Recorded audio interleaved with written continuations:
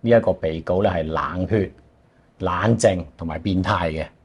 咁咧話，如果唔係咁快捉到佢咧，佢好可能咧仲會有好多個之後嘅鳳姐係遭殃嘅啊。其實之前嗰啲咧，嗱你睇佢之前咪有一個喺荃灣俾人殺死嘅鳳姐噶嘛，喺拉咗佢之後咧，呢啲全部停晒嘅喎。咁所以係咪又想講翻之前都可能其他案同佢有關都唔定啦？我哋唔知啦，呢個就。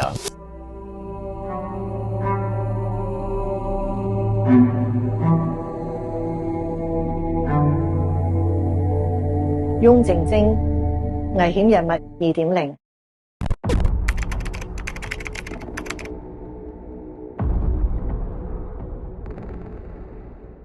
歡迎嚟到危險人物2.0，我身邊有我師傅翁律師同埋本人楊雲峰律師。咁我哋之前就講過一單歌羅芳謀殺案啦。咁咧呢一單咧都係香港城中咧一個比較著名嘅用歌羅芳殺人嘅案件。咁都係同歌羅芳有關啦，即係我哋而家講呢種又唔係直接係因歌羅芳致死嘅。咁話說咧就係2009年嘅嗰段時間啦，咁就接二連三咧就發現咗好多性工作者啦，俗稱鳳姐咧就被殺。咁共通點咧就係殺咗人仲不得已，仲要攞走晒你啲財物。咁呢個人咧當時相信係一個連環殺手嚟嘅。咁到最後尾破案嘅時候咧，咁亦都係咁樣嘅情況。咁3宗案件咧，第一宗咧就係發生喺荃灣啦，跟住咧就係2009年1月啦。第二單就1月啦，係咪？就1月頭啦，就發生喺觀塘嘅。咁啊第三單咧就係1月尾啦，1月31號。嗰係年初6嚟㗎。咁呢個土瓜灣係嘛？有土瓜灣係。咁警方就話咧，好在咧就及早拉到呢個人呢個20幾歲嘅啫，24歲嘅就係呢個連環殺手嚇。咁啊，因為其實超過咗一單同埋係有軌跡性嘅，我哋都可以叫佢做連環殺手。如果唔係早拉到佢嘅話咧，呢個人係會繼續殺人嘅。呢個人咧其實佢一陣我哋講下佢嘅背景啦。佢其實同鄰家嘅男孩係冇分別嘅。係啊，係一個正常嘅家庭，亦都有一個女朋友同居嘅女朋友同佢關係非常之好嘅。咁喺咁樣嘅完全係冇表面跡象嘅環境之下，佢可以做出一啲咁樣嘅嘢。咁嗱，我哋首先咧就講下呢單案係點樣揭發嘅。呢單案件咧就係喺土瓜灣發生嘅1月31號啦。嗰個受害人咧就係一個女死者，一個鳳姐啦。咁啊泰國人嚟嘅，咁人哋都叫佢做阿珊嘅。佢咧就喺呢一個土瓜灣嗰度做鳳姐咧。其實當時咧已經人人自危㗎咯，因為已經發生咗頭先所講啦，荃灣啊、觀塘啊嗰啲案件咯。咁土瓜灣嗰度啲鳳姐已經咧大家約定咗一個叫做互相保護嘅機制啊。就係咧，如果一有姊妹接咗 job 就出聲，接完 job 之後咧，如果太耐都冇反應，冇再講話我接完 job 咧，我哋就要去睇佢啦。咁好在呢個有呢個機制啦。咁死者係咪叫黃愛珊啊？好似啊，黃愛珊。咁啊泰國籍嘅。咁佢嗰晚咧，其實就同佢啲姊妹咧食緊晚飯嘅。咁喺呢個時候咧，就有一個男仔啦，就係嚟撳鐘仔啦。個男仔咧皮膚好白嘅，高高大大嘅。咁睇個樣咧，即係都係一個好似鄰家男孩啊，健康陽光咁樣嘅男仔嚟嘅。咁當時咧，因為喺個窿嗰度啦，門窿嗰度咧開門啦，咁其實咧就被殺嘅死者咧，同埋佢個姊妹咧，兩個人都見到呢一個人嘅樣嘅。咁好在就頭先你所講嘅機制啦，咁佢係有人睇到呢一個兇手咧個樣係點樣嘅。咁跟住咧，咁嗰個食飯嗰個就離開咗呢個單位啦，咁就剩翻咧個死者咧就同呢一個人咧就獨處啦。咁呢個人咧。當然後來就殺死咗呢個鳳姐啦，我哋知道啦。咁而咧佢用制服佢嘅工具咧就係用咗歌羅芳嘅。係啦，一條毛巾染住歌羅芳而去焗暈佢嘅，相信係。但係致死嘅原因咧就係唔係歌羅芳喎，致死嘅原因咧就係死於窒息嘅。咁嗰個原因咧就係話咧佢係喺個性交嘅過程入邊咧係採取非常之暴力嘅舉止，咁咧就係一路咧就用歌羅芳撳住佢個口啦，亦都咧係大力咁樣擠壓佢嘅喉嚨，咁令到佢咧就窒息死亡嘅。咁而咧當時喺呢個死者身上咧就發現男性嘅精液嘅，咁即係話咧喺進行性行為嘅時候咧係冇帶到避孕套嘅。咁當然呢一啲嘅 DNA 嘅證物咧，以後咧都係十分之有利於破案啦。咁但係其實呢單案件咧導致破案嘅咧就唔係個 DNA 喎。因為咧嗰個鳳姐頭先個鳳姐咧喺當個現場嗰度咧，俾人偷去咗咧2樣嘢嘅，反而咧手錶啊、金飾嗰啲係冇偷到嘅，偷嘅咧係八達通同埋電話，仲有少量現金啦。咁咧八達通咧就喺警方咧跟翻呢個閉路電視咧同埋八達通嘅記錄咧係記錄到咧喺樓下嘅便利店曾經用過咁個八達通好關鍵，因為點解咧？頭先就講咧，有個姊妹同死者一齊食飯噶嘛，咁佢睇到佢個樣啊嘛，咁你一睇翻閉路電視，佢即刻就認得啊呢個樓下用八達通買嘢便利店嘅人就係呢個人啦。咁就因為咁樣咧，佢去買嘢個時間啊，各樣嘢有晒啦，咁追到嗰張八達通嚇，咁啊跟住咧呢個八達通就成為關鍵啦，因為佢去邊度咧？去樂華村啊，去咗好多地方啊，警察就跟住呢張卡，咁其實當時警方都真係。係咪好似係西九龍係嘛？係啊，重案組係嘛？係真係全部人咧傾巢而出去查，咁亦都咧個電話都好關鍵啊！嚇電話咧就佢哋發現呢個女死者個電話咧卡咧嗰個電話號碼，即係電話機嘅號碼應該話個電話機咧係又有人用翻喎，咁佢哋追查到咧用翻嘅地方咧。就係牽涉落一間呢一個買賣電話嘅二手鋪裏邊，冇咁容易㗎。嗱，其實點解咧？其實咧當時咧啲人淨係可以講得出佢個電話號碼啦，但係電話卡已經俾人掹咗啦，你追唔到嘛。咁你都可以講到佢個電話嘅型號。咁但係咧，真正關鍵嘅就係原來咧呢個死者咧，佢 keep 住咗個盒啊，佢 keep 住咗嗰個電話機盒啊，同埋咧嗰張單啊，佢冇抌到啊。咁所以因為有咗嗰張買嘅單據，同埋有咗個盒。咁所以佢哋有咗個型號 number， 整個 serial number 都有。咁嗰陣時咧，真係傾巢而出日以繼夜啊！嗰陣時31號發現呢單案件嘅。初六。佢哋4日之內咧就已經去揾到呢一個電話嗰個機號 number， 揾到一間賣二手電話嘅店。嗰個二手電話店咧，先頭都唔係好合作嘅。咁後來就冇辦法啦，因為全部嘢證據確鑿啦，佢就供出嚟啦。原來呢個去賣電話嘅人就賣咗1950蚊呢個電話。亦都留低咗佢自己嘅電話號碼，咁亦都攞到佢嘅 ID，亦都留低咗身份證號碼添。係啦，咁所以咧，其實就因為呢個死者啦，呢個鳳姐啦，佢留低咗個電話盒冇抌，留低咗張單據，再加埋有人認得下邊去買嘢嗰個便利店，佢攞佢張卡去買嘢，所以呢幾樣嘢湊埋咧，咁佢哋好快就拉到呢一個人啦。好啦，咁警方咧頭先咁樣蛛絲馬跡組合咗之後咧，其實已經係知道係乜嘢人嚟咯，因為身份證都有啦嘛。好快當然查到佢住喺邊啦，佢就係住喺牛頭角嘅樂華南村嘅。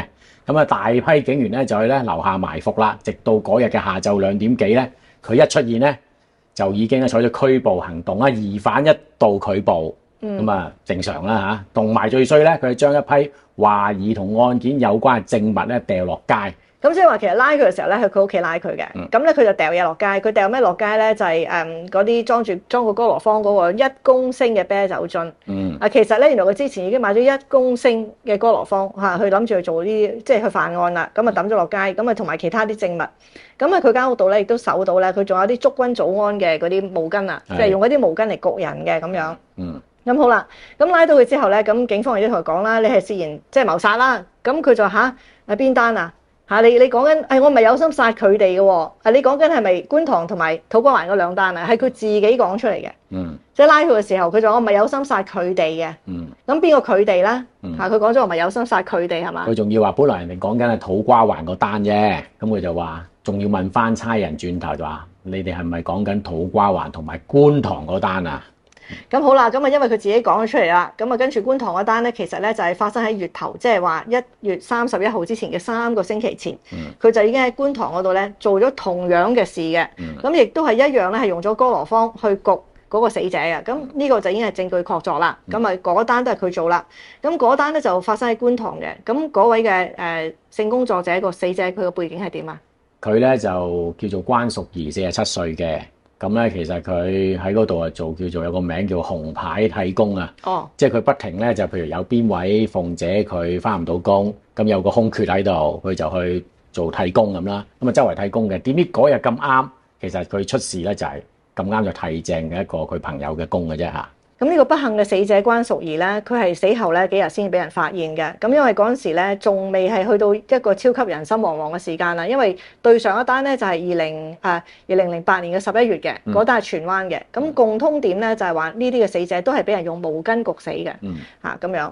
咁好啦，咁亦都有一個共通點咧，就係財物盡失嘅，全部都係針對偷電話係嘛？同埋現金。偷電話同現金或者八達通卡啦，反而嗰啲首飾啊、嗰啲錶啊冇偷到。咁同埋咧有一個比較少人講嘅共通點咧，就係話咧呢一個案件咧好懷疑咧係姦屍嘅。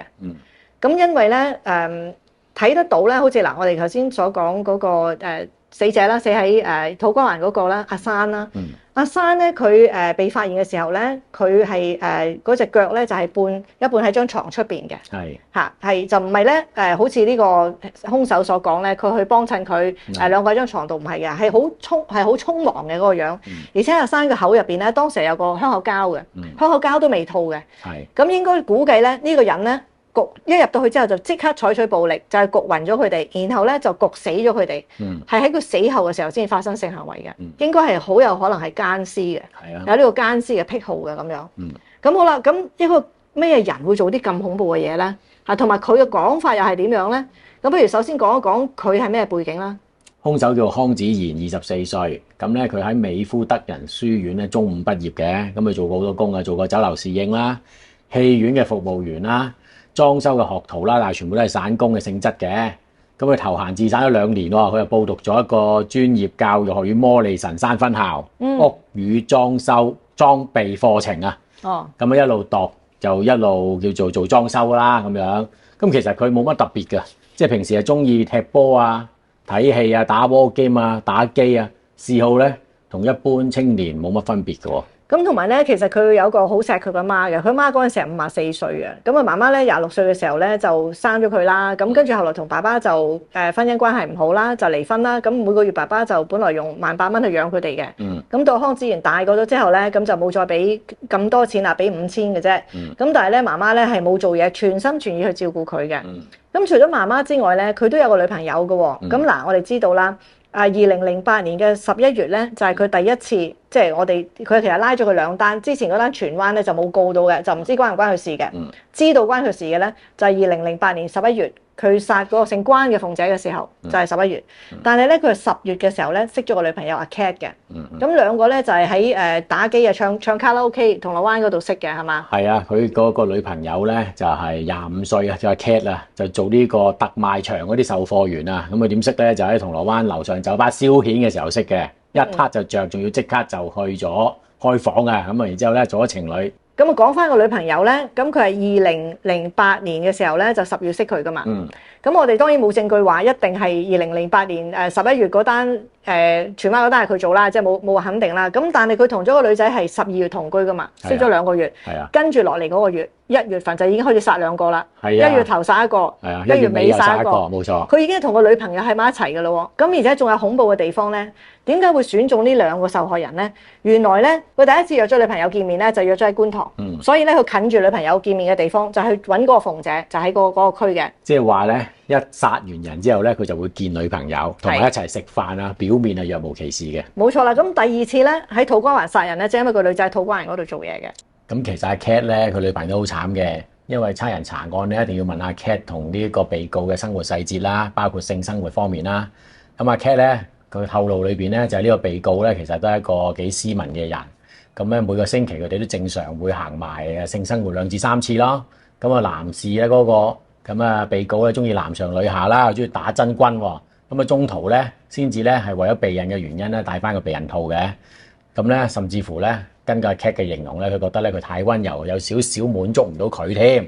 同埋每次做完即係呢一個事之後咧，佢都會即刻瞓覺嘅啫嚇。咁所以咧可以講呢個康子賢咧係2個人嚟嘅，佢喺一個平行時空嗰度咧扮演緊2個角色嘅。咁因為一陣間我哋會睇到咧，佢講出嚟嘅口供，佢點樣去對待嗰啲鳳姐咧，佢係極之嘅粗暴嘅。咁警方都有問過佢，佢個女朋友講話佢咧係非常之溫柔嘅。譬如性行為嘅時候亦都係好傳統嘅。咁點解你會咁樣去對其他人，又唔係咁對你女朋友咧？咁佢話女朋友係攞嚟錫噶嘛。佢俾錢嘅喎，出去對嗰啲性工作者，梗係想做自己嘅性幻想啦，所以就梗係咁樣去對佢哋啦，即係好似有錢就大晒咁樣嘅。佢嗰句嘢咁樣嘅，即係其實幾恐怖噶嘛。因為咧呢啲係自己嘅女朋友，唔同出去玩嗰啲妓女，我要俾肉金佢哋，就要快樂啲、刺激感大啲，享受嘅嘢都要多啲咁樣。咁所以咧就呢個阿 Cat 都後來呢件案發咗之後咧就離開咗佢啊。咁甚至咧被告人個媽媽咧都冇去到法庭嗰度聽審，電話號碼換晒，搬埋屋，冇人可以接受咧。原來呢個人喺同一個空間嗰度係以兩種嘅身份咧去生活嘅。咁而呢個阿 Cat 咧，其實佢自己本身都係新移民嚟嘅，嚟咗香港咁同佢媽媽團聚，咁都受到呢件事嘅打擊係好大咯。尤其是咧，你見到咧案發係1月31號啦，咁2月2號咧案發之後嘅2日咧，其實佢帶住個女朋友咧周圍去玩啊、唱歌啊，攞咗賣咗死者嗰1950蚊手提電話啲錢，帶個女朋友去玩嘅。咁而咧當晚咧，除咗同我女朋友去食飯咧，亦都係發生性行為嘅。咁我哋從案件可以見到咧，其實被告人咧喺同嗰兩個鳳姐發生性行為嘅時候咧，係特別要求咧就話係唔戴避孕套嘅。咁係喺佢哋嘅體內射精嘅。咁佢同樣地亦都係冇帶安全措施嘅情況之下，同自己最愛嘅女朋友去發生性行為嘅。咁呢啲係非常之唔衛生同埋即係唔負責嘅行為咯。咁你不如講一講翻啦。咁嗰兩個鳳姐其實分別咧，佢哋嘅遭遇係點樣？嗱，我知道咧就係非常之暴力嘅。咁尤其是係第一單，你可唔可以講一講？好，關於第一個鳳姐被殺嘅過程咧，其實咧08年被告咧佢都承認咧自己已經有召妓嘅習慣啦，同埋咧喺召妓嘅時候咧都會使用少量嘅暴力嘅，但係佢解釋為一種嘅情趣嘅啫嚇。即係佢08年嗰陣時咧，佢已經同警方透露咧，佢就話佢係會用手去撳住妓女嘅口鼻嘅嚇，咁就冇用哥羅芳嘅。佢所講嘅哥羅芳咧就係2009年1月9號嘅第一單，就係阿關小姐喺嗰度發生嘅。係啦，關於哥羅芳咧，佢表示咧就係案發前2至3個星期先至喺五金店買翻嚟嘅啫。咁咧本來用嚟咧我哋清潔佢玩 war game 噶嘛，嗰啲工具啦，同埋咧我嚟咧貼嗰啲膠片落嗰啲 war game 啲工具度喎。即係啲模型嗰度。啲模型嗰度啊。咁咧佢就知道咧哥羅芳咧係會令人哋頭暈喎，失去意識喎。咁咧但係佢覺得咧，如果佢08年開始召妓啊嘛，佢開始就想試啦，聲稱試下啲哥羅芳咧用嚟召妓嘅時候用咧，會唔會令佢更加興奮啲咧？咁咧，因為佢咁講喎，如果對方掙扎嘅時候咧，佢覺得咧比佢射精咧係更加興奮嘅喎。咁去揾呢個姓關嘅鳳姐啦，嗰個鳳姐係47歲啦。咁當其時咧就話咧，佢哋去接洽呢個生意嘅時候咧，咁佢就話冇問價錢嘅，冇講好價錢嘅。呢個其實好難相信，冇可能唔講定錢先嘅。咁佢就話佢就同佢進行啦。咁就話你進行嘅時候比較就好粗暴。咁鳳姐就投訴。咁投訴咧，咁佢話咁我做得唔好，再嚟一次啦。就話冇講價錢又多次，呢個亦都唔可信。係啊，佢就話冇講價錢，但係咧只不過嗰個鳳姐話會再收費多一次啫。咁佢同意咗。咁於是咧喺第二次嘅性行為入邊咧，亦都係粗暴啦。咁佢就話鳳姐用粗口鬧佢。咁於是咧佢就攞出嗰個哥羅芳嘅布咧，就攞嚟揞住佢口。咁於是咧一路撳住佢，撳到佢完事之後，佢就發現個鳳姐冇知覺啦。跟住咧就起咗貪念，就偷晒佢啲錢。係啊。咁其實呢個講法唔合理咯，係嘛？因為你冇理由個價唔講啦，係咪？第二俾你粗暴完又再嚟多次啦，係咪？同埋佢嗰個哥羅芳咧，佢經過咁長嘅時間，佢會揮發噶嘛？除非佢用個膠袋裝住嘅啫嘛。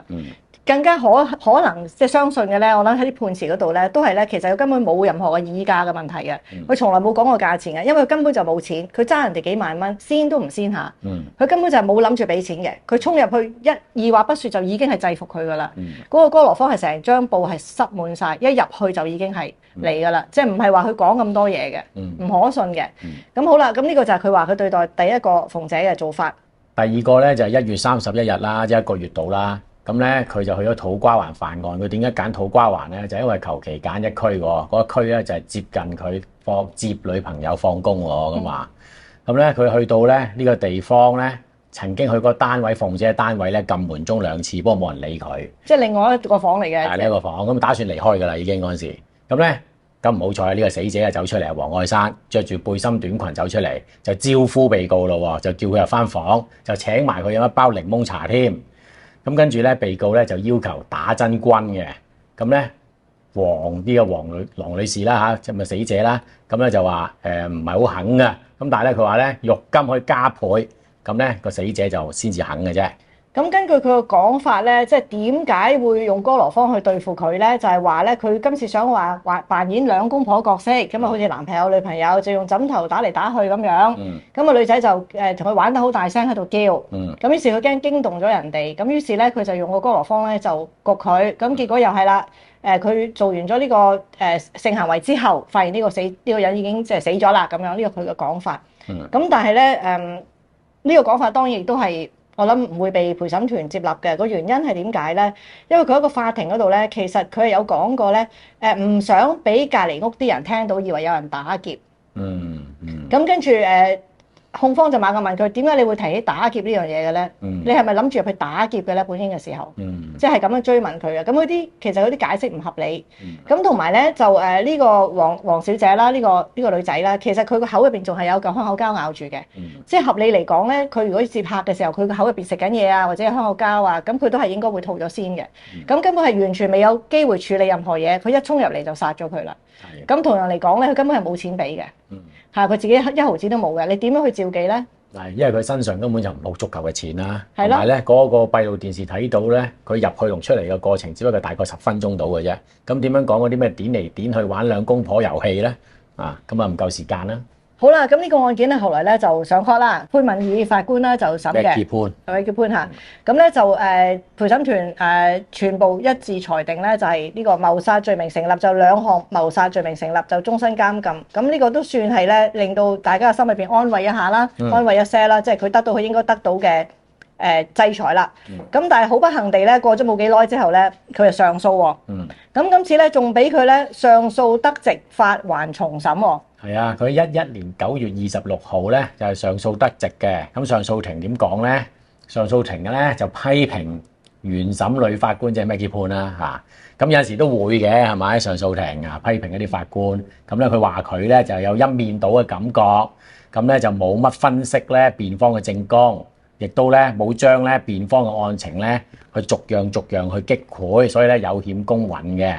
咁所以咧，香港嘅制度有陣時，你見到如果係中國內地咧，你咁嚴重嘅犯案，你係完全承認晒你做咗呢啲嘢㗎啦。咁你仲可以俾你即係重審，咁仲要話個法官偏頗，真係有啲真係好奇聞嘅。即係如果有時你都係讀中國法律啦，你會覺得呢啲係奇聞嚟嘅。如果係中國法律嘅思維奇聞嚟㗎啦。係奇聞嚟嘅。咁好啦，咁仲要話個法官咧就講嘢講得唔準確，就話咧佢係用英文就話 soak，即係話咧嗰個塊毛巾咧係浸滿咗哥羅芳嘅。咁但係咧辯方個講法係沾滿咗嘅。咁所以究竟係浸滿咗定沾滿咗咧？你要解釋俾陪審團聽，等佢哋去選擇咁樣。咁跟住咧又話咧有好多嘢不必要講嘅，你又講多咗啦。即係譬如佢事後有冇偷嗰個死者嘅錢？咁呢啲係事後噶嘛，同佢嗰個事前係咪諗住殺人冇關係噶嘛？仲有最匪夷所思係咩啊？最匪夷所思咧就話咧謀殺係要有殺人嘅意圖噶嘛，即係話佢做呢啲所有嘢，俾哥羅芳去焗人撳住個口，佢個意圖要殺人。咁佢話咧法官冇話俾陪審團聽，佢個意圖唔係殺人，佢個意圖係滿足自己嘅性幻想啊！咁都有得拗？即係咯，上訴庭話原審法官忽略咗提醒陪審員，其實唔係呢一個動作，可能有其他原因啊！哇！但係你咁樣去撳住人個口，唔俾人唞氣，撳咗咁耐，咁你唯一一個可能性，呢個人一定死㗎啦。咁你個諗法，其實我冇諗管佢死唔死活嘅，我總之係要滿足我自己嘅。咁而你知道必死嘅，咁都有得拗，即係其實老實講，即係呢啲如果係中國係奇聞嚟㗎。咁不過調翻轉角度講，香港嘅法庭幾咁公開公正啊？可以係咪睇到？咁睇你企喺邊個角度嘅。咁如果有啲人即係有啲情有可原嘅案件，同埋呢個係真係罪無可恕嘅案件咯，可以咁講。咁好啦，咁點都好啦。佢係發還重審啦，即係話法官錯誤啦，應該要考慮究竟咧嗰個人佢係行兇嘅時候係諗住殺人，定係行兇嗰陣時咧諗住滿足自己嘅性慾嘅啫。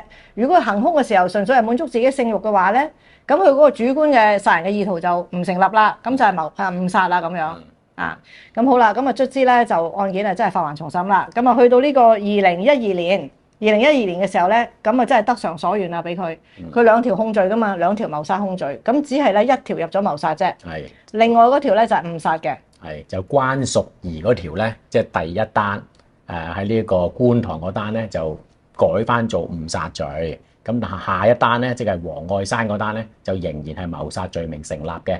咁點解咁分析咧？就因為佢第一單咧，佢仲可以講，佢話咧，因為嗰個受害人就話佢太粗暴，攞粗鬧佢，咁於是咧佢激動起上嚟，佢就用個哥羅芳焗佢，錯手殺死佢。嗰度你唔可以好肯定，即係你有辦法有個好叻嘅律師咧，你就會令到個陪審團會考慮係咪其實唔係因為咁，係因為佢嬲，或者係咪因為佢性衝動。好啦，但係第二個你唔可以咁講咯喎，因為第二個你啱啱3個禮拜之前你先殺咗一個人，你用哥羅芳整4個人，3個禮拜之後你用翻同一個方法，你唔好話俾我聽，咁樣係唔會死人嘅喎。你咁樣告人係唔會死嘅喎。咁所以第二單佢係謀殺嘅。咁即係話咧，佢始終都係終身監禁嘅。咁而且因為佢有2條控罪都係人命啦，咁應該就唔會咁快放翻出嚟。呢單案咧可以講下，其實一個人真係唔可以睇外表啦。因為咧調查嘅警員咧都向傳媒透露咧，呢一個被告咧係冷血、冷靜同埋變態嘅。咁咧話如果唔係咁快捉到佢咧，佢好可能咧仲會有好多個之後嘅鳳姐係遭殃嘅嚇。其實之前嗰啲咧，嗱你睇佢之前咪有一個喺荃灣俾人殺死嘅鳳姐噶嘛，喺拉咗佢之後咧，呢啲全部停晒嘅喎。係啊，係嘛？嗰啲鳳姐受遇襲啊，俾人殺咗啊，咁就停咗嘅咯喎。咁所以係咪又想講翻之前都可能其他案同佢有關都唔定啦？我哋唔知啦，呢個就係咪？係啊，咁但係好肯定嘅咧，就係話警方就話，如果唔係拉到佢咧，佢一定會繼續做嘅。你見到佢其實呢一單同一單中間呢個時間嘅。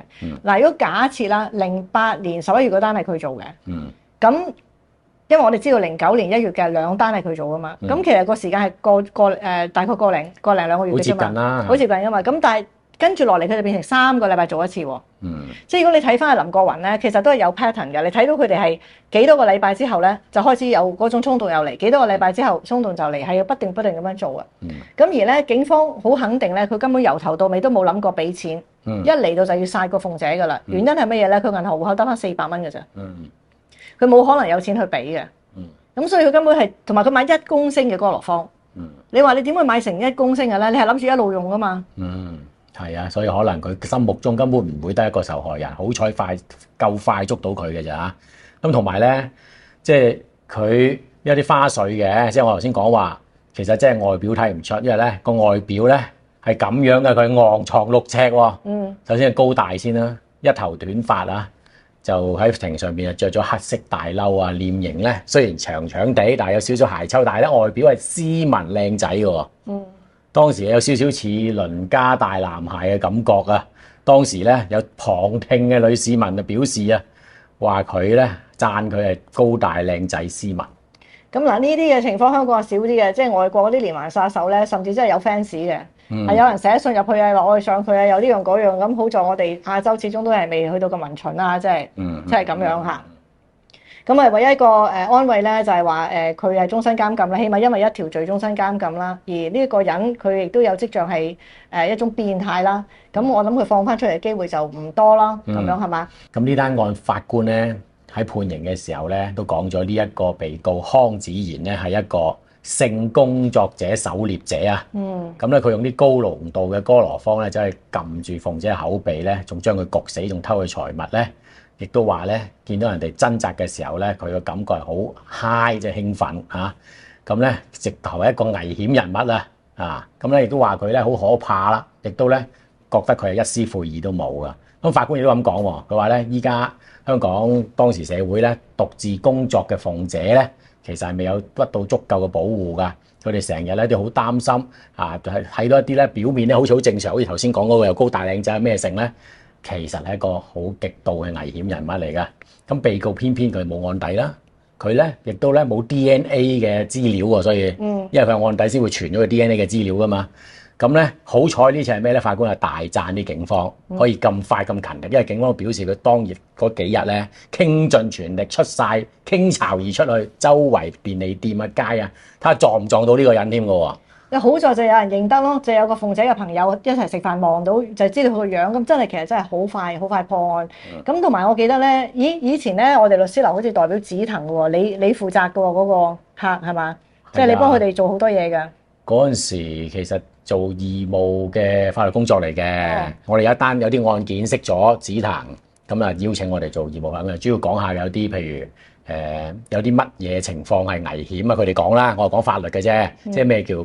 講嗰啲咯，咩叫做普通襲擊啊？即係如果你明明 say 咗 no， 人哋又夾硬又繼續嚟啊，你又可以點啊？即係你去教佢哋一啲嘅法律知識嘅。係啊，我同一個大狀啊，鄧大狀。咁鄧大狀而家做咗法官啊？係佢做咗法官，我同佢一齊喺度講㗎，講 talk 㗎，即係話咧有咩法律權益你。我仲記得咧嗰陣時，我有個好朋友個仔嚟我哋嗰度做即係嚟我哋做 intern 啦，即係做暑期工，記唔記得啊？有個阿 David 啊，好似 David，係咁，跟住咧你又帶佢去紫藤嗰度開會啦，咁跟住佢係好細佬哥啦，係咪嗰陣時得個20幾歲，咁嗰啲姐姐好錫佢嘅，就送禮物俾佢，我記得。跟住佢翻到嚟咧，佢就同我就好尷尬，我話你做咩個樣咁奇怪？佢話佢哋送嗰啲禮物俾我啊，我話咩嚟㗎？跟住佢攞咗啲避孕套，佢話姐姐話好舒服㗎喎，哇！跟住幾唔好意思，佢個樣咧就嗰塊面紅到脹到咧，就係佢話個姐姐話俾我聽呢啲好舒服㗎咁樣。佢而家唔細個啦，依家一個好成功成熟嘅律師嚟㗎啦。哦，佢已經做咗律師啦。地域喎，㗎啦。啊，OK，哇，好啦，即係嗰陣時睇係細佬哥嚟嘅。好啦，咁啊，今日節目時間到啦，咁啊，希望你哋中意我哋嘅節目啦。咁我哋成日都發現好多人都唔記得撳 like 嘅，睇下佢哋好喎。好，咁大家如果中意危險人物2.0，記住 comment、like and share，同埋最緊要 subscribe 訂閱啦。